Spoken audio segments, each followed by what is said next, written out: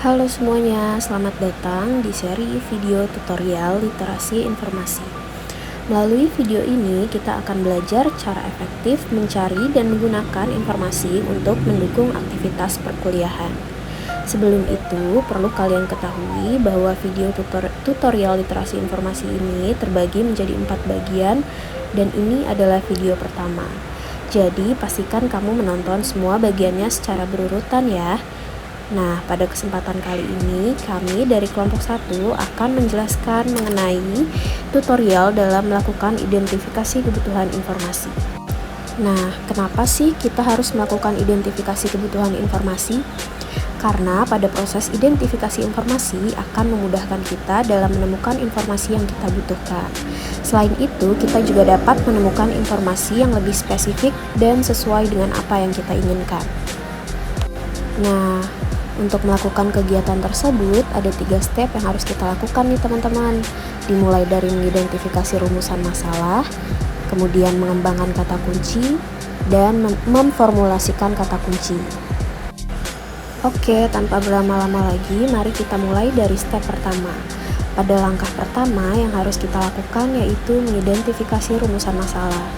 Kita dapat mengidentifikasinya dari judul penelitian atau topik penelitian dan melalui rumusan masalah penelitian yang kalian punya nih. Kemudian, tentukan keyword atau kata kunci dari topik tersebut. Sebagai contoh, misalnya kami memiliki judul penelitian pemanfaatan sumber daya perikanan bagi masyarakat. Dari contoh tersebut didapatkan 3 keywords atau kata kunci utama, yaitu Human Research Management, Fishery, dan Society. Keywords tersebut digunakan sebagai modal untuk melakukan proses pencarian informasi berupa literatur atau sumber referensi ilmiah yang dibutuhkan untuk menjawab rumusan masalah penelitian. Akan tetapi, apabila hanya terbatas menggunakan 3 keywords utama tersebut, maka sumber informasi yang muncul menghasilkan temuan yang kurang spesifik. Oleh sebab itu, kedua keywords tersebut harus dikembangkan lagi nih teman-teman. Nah, bagaimana sih cara mengembangkan kata kunci tersebut? Mari kita lanjut ke step yang kedua. Pada langkah kedua, yaitu mengembangkan kata kunci utama yang telah ditetapkan pada langkah sebelumnya. Dalam proses pengembangan kata kunci ada 3 cara, yaitu dengan menggunakan thesaurus, mencari sinonim, dan antonim dari kata kunci tersebut.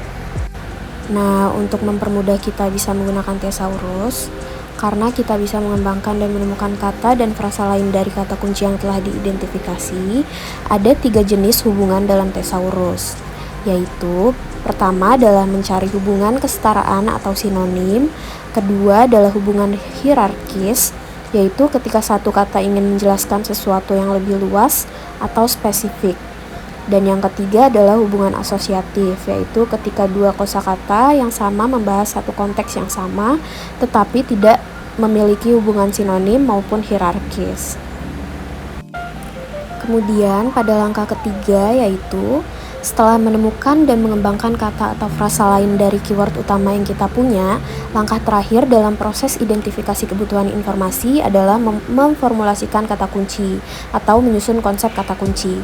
Penyusunan konsep kata kunci ini digunakan untuk mempermudah dalam menemukan sumber informasi yang spesifik, sehingga kita dapat memperoleh informasi yang sesuai dengan apa yang kita butuhkan.